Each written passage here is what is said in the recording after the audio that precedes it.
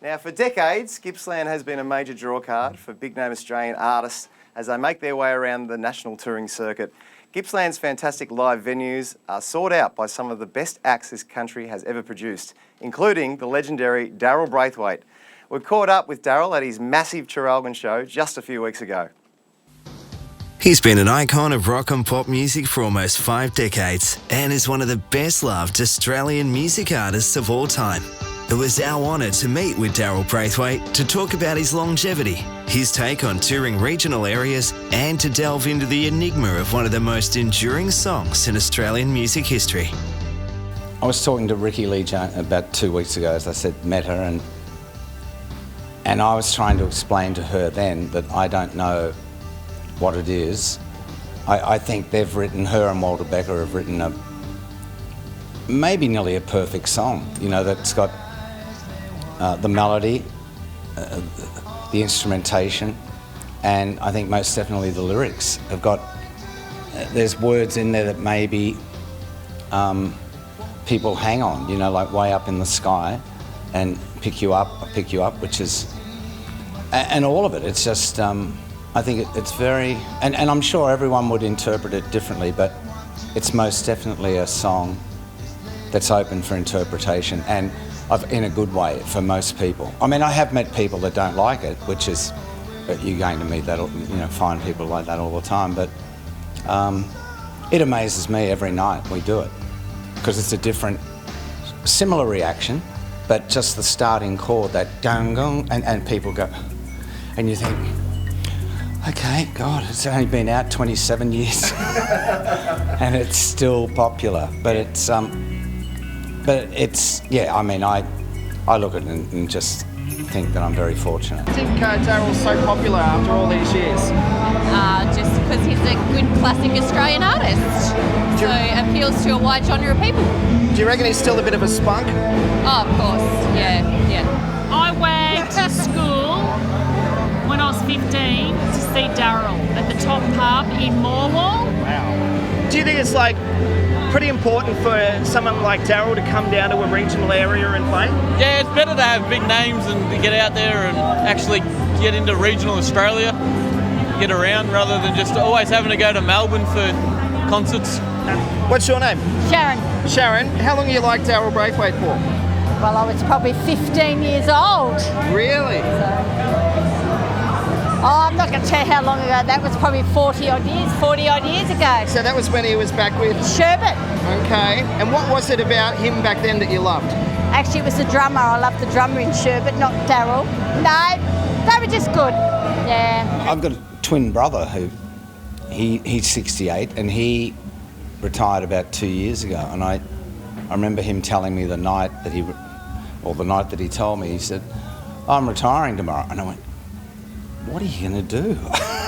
You know, as far as in retirement. And he obviously, it's a different lifestyle or whatever, that he's a scientist and does blood, works in pathology and stuff. But for myself, I think it's, yeah, I can't see retirement as yet. I mean, I'm sure there'll be a moment when, you know, in my head or my heart, it'll be like, time to give it up, or, you know, you feel too tired or something to carry on. But at the moment, you know, just really enjoying it still. So, yeah, keep going. I think, rightly or wrongly, I think that you feel that there's affection there as well.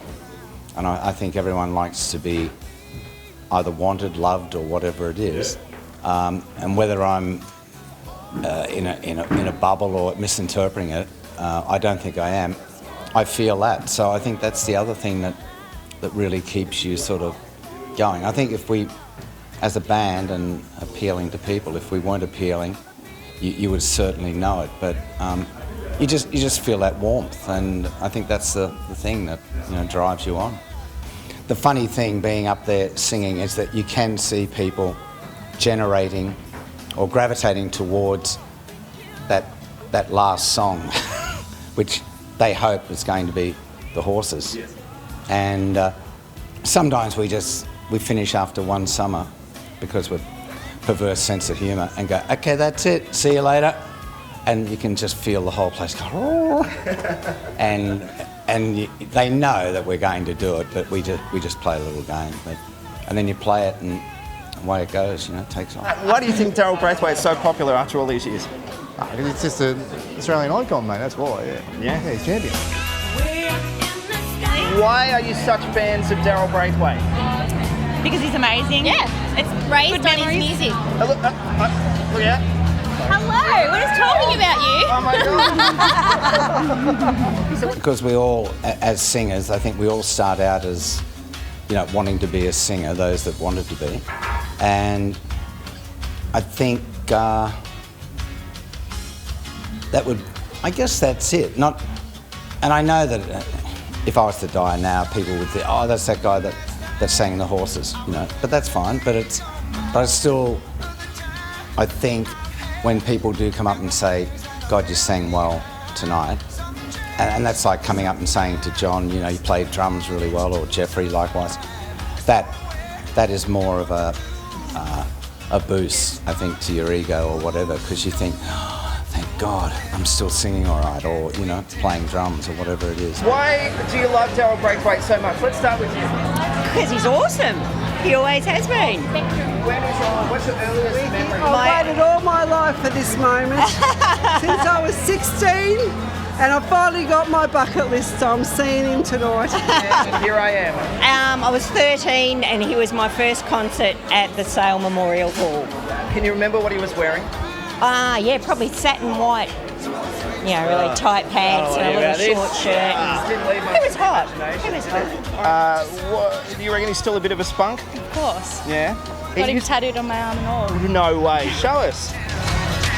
I'll just do that. We love you, Daryl! Even back in the Sherbet days, you know, we used to tour all down through here, up in the northwest, all the regional areas, and I think, I'd say over the last 5 or 10 years, it's dropped off a little bit because, I don't know, the music areas have changed of where you can play and all that, but it's still great fun, and you can tell that the people appreciate you coming out and playing for them, you know, and they, you know, to their town or whatever it is. And that same applied back in the 70s when we used to get in buses and, you know, tour throughout Victoria, New South Wales, Queensland, Western Australia, Tasmania, and the Northern Territory as well, and South Australia. And it was great. And back then, of course, they had Countdown where you could tell them the week before that you're coming to their area, and it worked a treat. But I mean, all gigs are basically the same, and people are the same. It's just how you go on and you have the right attitude.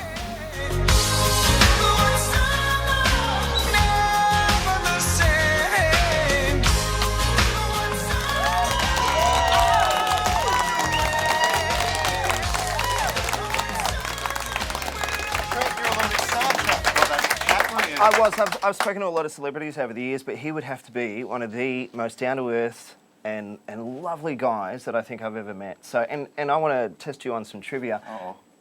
Female vocalist on horses. Linda Rodstadt. No. Oh, no. I'll give you two audience.